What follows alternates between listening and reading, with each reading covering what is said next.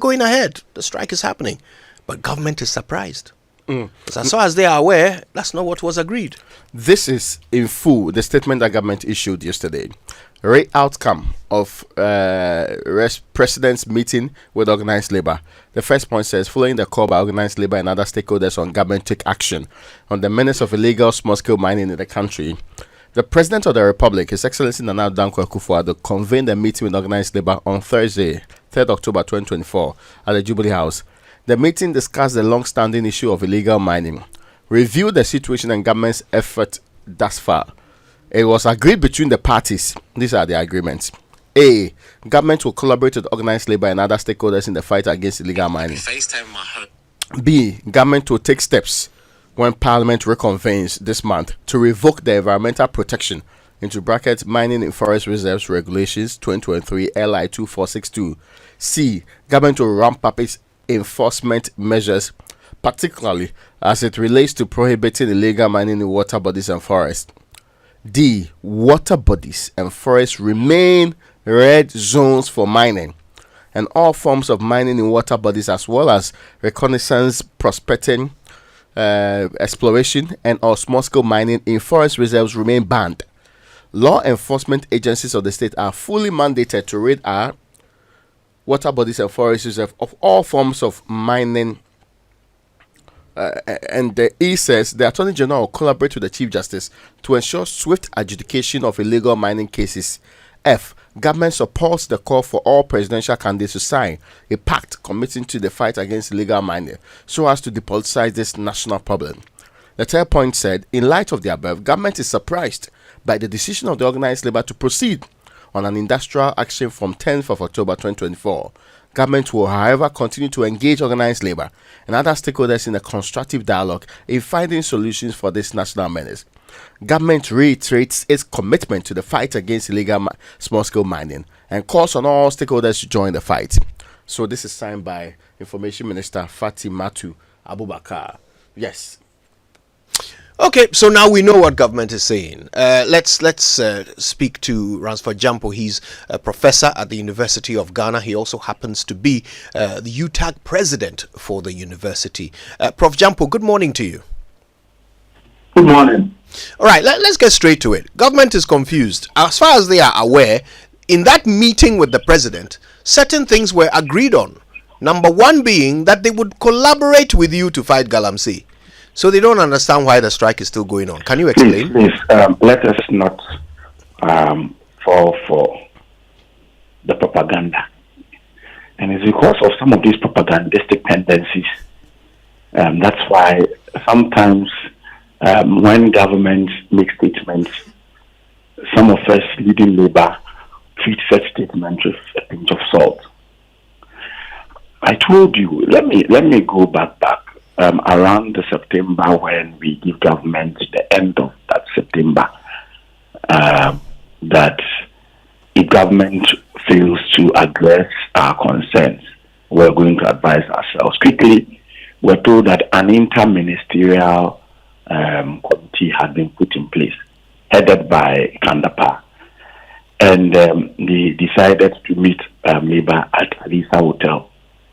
Some of us insisted that we shouldn't go or attend that meeting. You see, organized labor is made up of different constituting labor unions, and it's not all who understand and appreciate the machinations and sometimes the propagandistic tendencies of government. So when we were saying we should boycott those meetings, others felt that, typical the Ghanaian posture of deference to the elderly. Said, well, if an elderly person, the elders are calling you, you just honor those invitations. We had a prior knowledge about the inconsequential outcome of that meeting, but we yielded to their view that we should allow other organized labor to go meet Mr. Kandapa and team. They went to meet them at Alisa Hotel. It was much ado about nothing. Kandapa and Co told them that in 1 week we will vet. The 1 week passed, nothing was heard. And they didn't even have the courtesy to write to organized labor to tell them that, look, we gave you 1 week, and that the 1 week has lapsed, but because of some other reasons, we have not been able to event you, so give us more time. They have not done that up to now.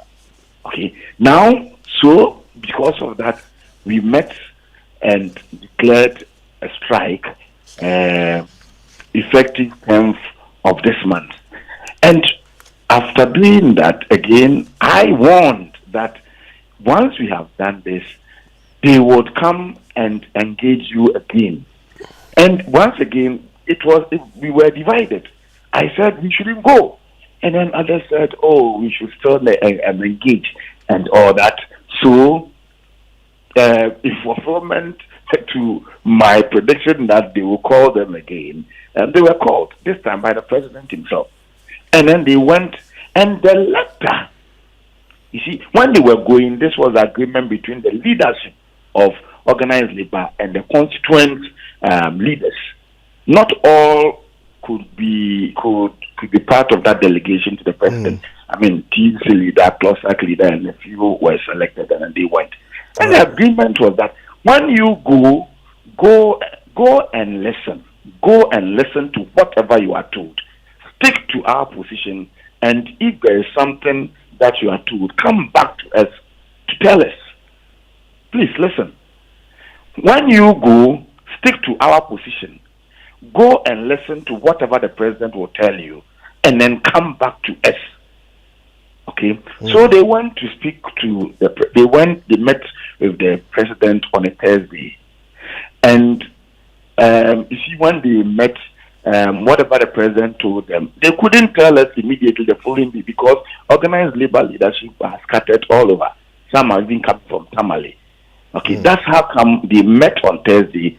They couldn't brief us on Friday, but they scheduled a meeting on Monday. So yesterday when we met, we went to discuss all what the president had told us, had told them, as captured in the release that is circulating. We went to look at all, and we said that yes, we've heard all the president has said, but we think that there is still no political will to address the matter. If you look at all that have been said, you don't even have timelines to them. So there are issues that we can always describe as in tandem with the popular Ghanaian political balance. There are issues that are in the pipeline. You can simply say that, they are in the pipeline, government is doing something about it. And you know that in our part of the world, issues that are in the pipeline remain there in perpetuity.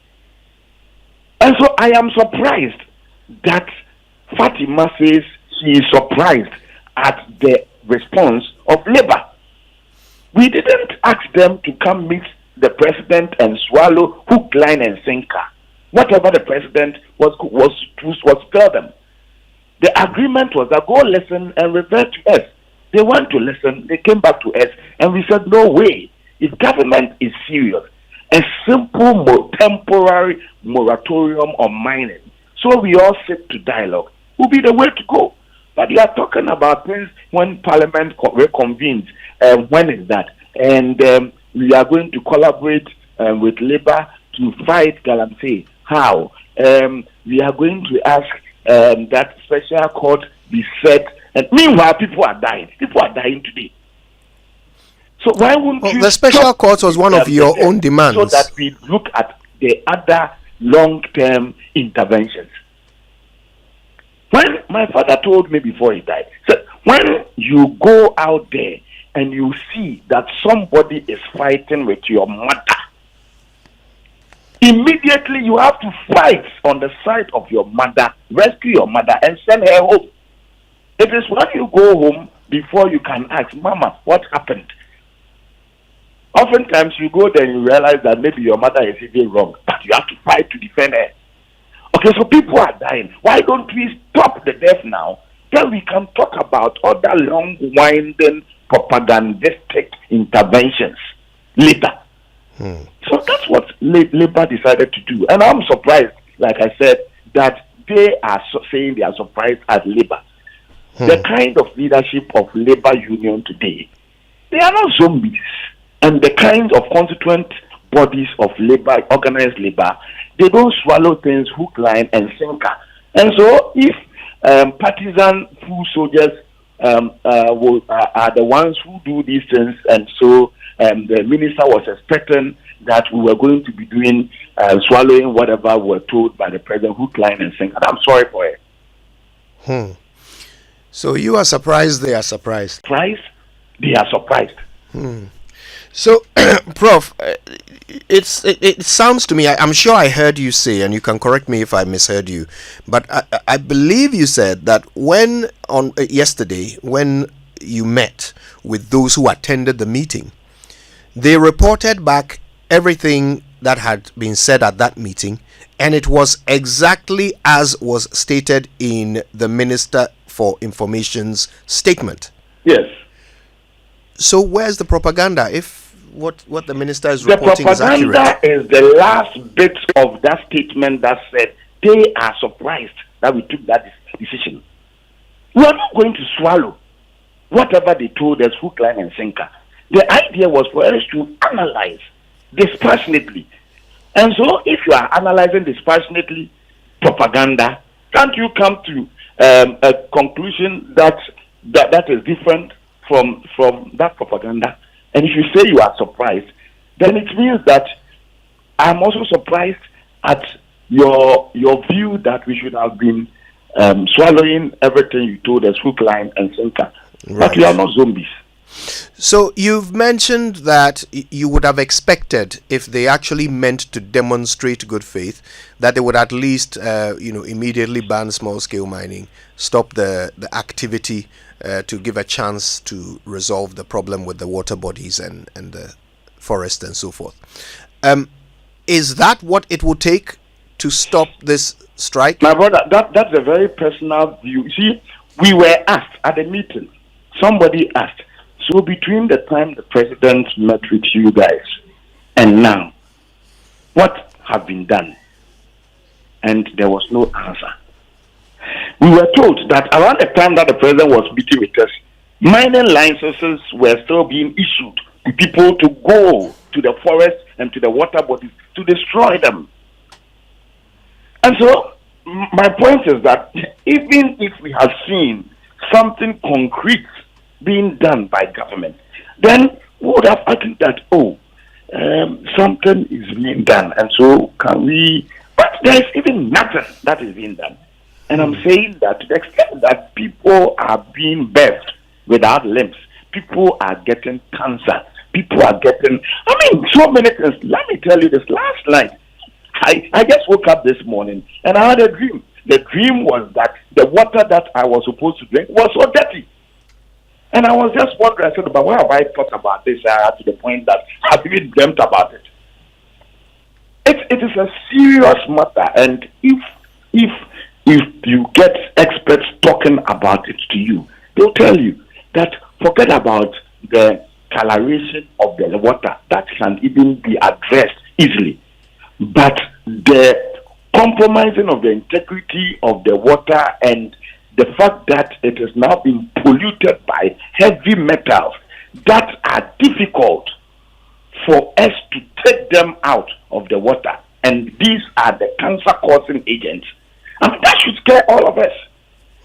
If we have leaders leading the country, then that is not a matter to tell to be sounding on like, look, we will be doing something about it. We are going to partner you. We are going to say that special courts will be set up and all that. All these are propagandistic irrelevance.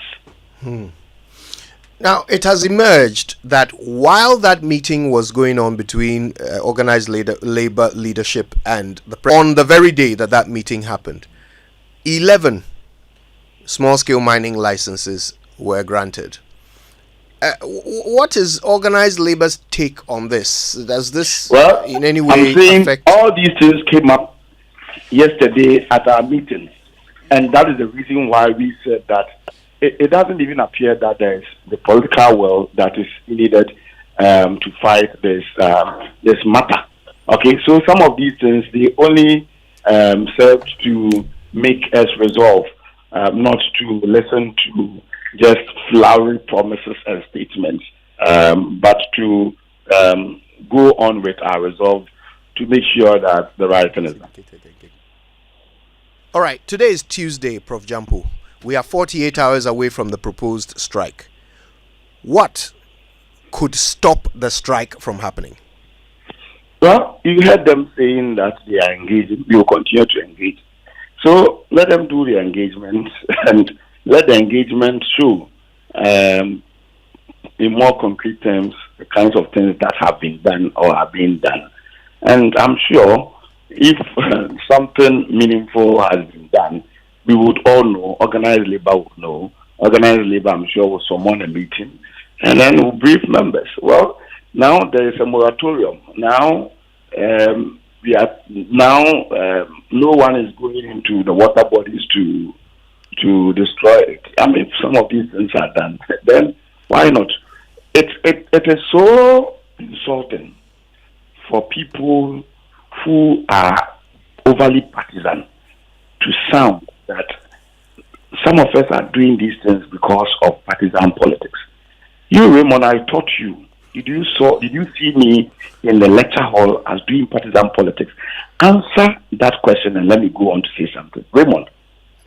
Yes, I did not see any partisan tone or undertone in what you said, Prof. Would that I don't suffice? do partisan politics. Yeah. I don't care about the NDC. I don't care about the MPP. I care about Ghana. And so if things are wrong and well, so that's why my friends in the MPP, sometimes I don't understand them. Some of them are politically mad, but I'm not a mad person. Yes, we supported Akufo-Addo. I drove from here to my hometown to go and vote for Akufo-Addo in 2016 and in 2020. But if things are not going on right, should we all keep quiet because we voted for him? I'm not that kind of person. So we speak against them now. But if another government comes and they are doing the same thing, we again speak against them. So I don't care. When MPP was in opposition, I was tagged as MPP. They get into power, they say I am NDC. No problem. NDC too, they are human beings. If NDC gets to power and they tag me as MPP, no problem.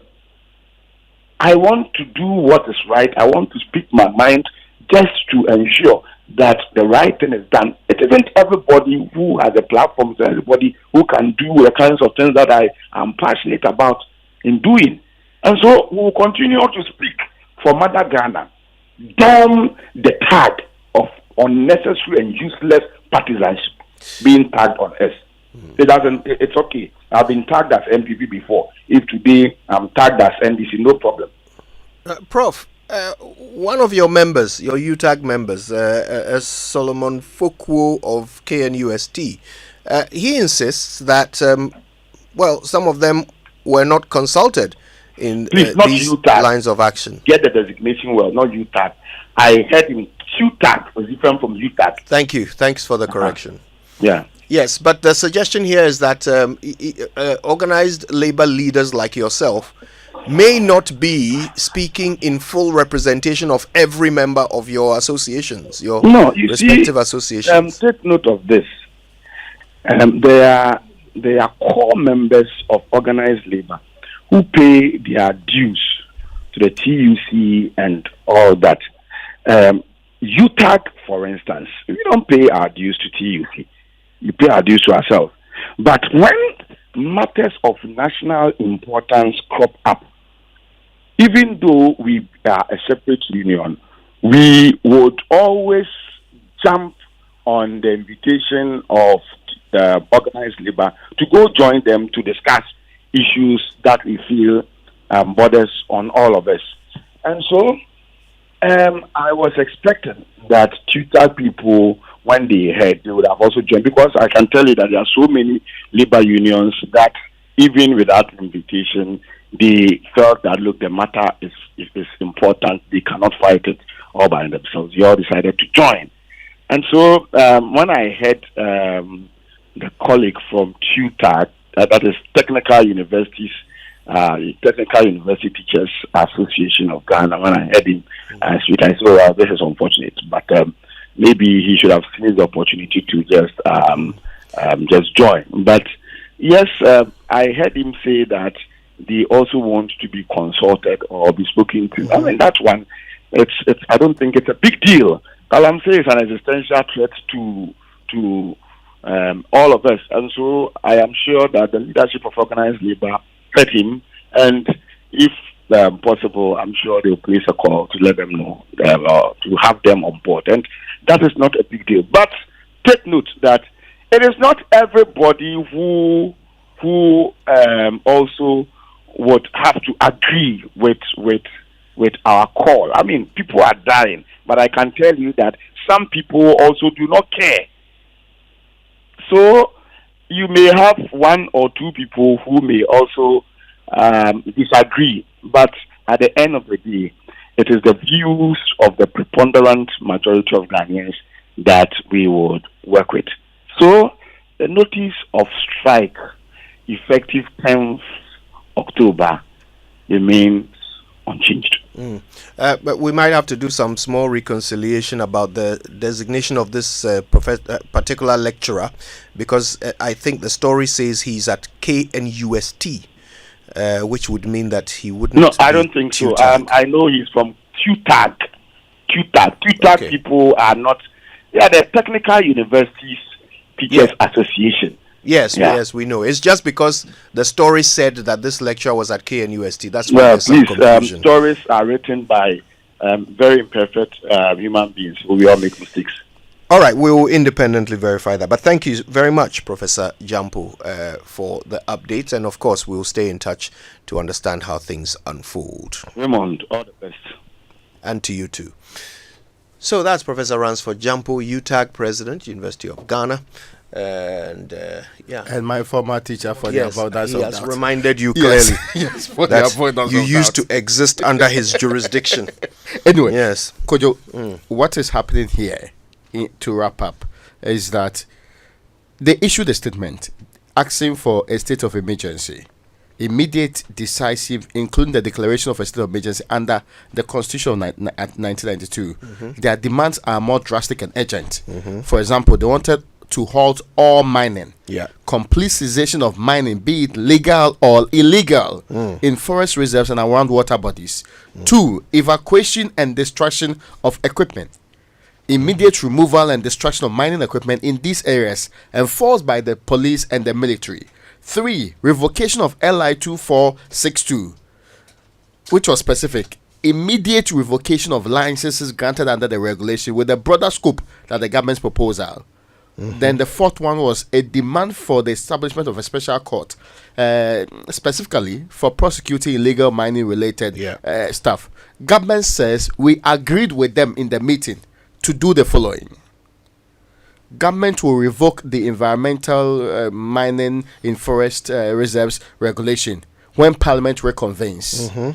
2, focus on prohibiting mining in water bodies and forest reserves, which they had declared as red zones. What they asked for is state of emergency. This government says we have declared the places as red zones. No, they are saying they have already declared those places as red zones. So this is not new action That's government true. is proposing. Now, next one. The legal measures they asked for court. Now, there was collaboration expected between Attorney General and the Chief Justice for swift adjudication of illegal mining cases and depoliticization, encouraging presidential candidates to commit to combating illegal mining, which was not one of the demands of TUC. Yes. They say subsequently, when they had a meeting or so, they actually said, no, if you can make that happen, why not? Now, the key differences are that organized labor's demands are more urgent and far-reaching, including halting all mining activities and deploying security forces to physically destroy mining equipment.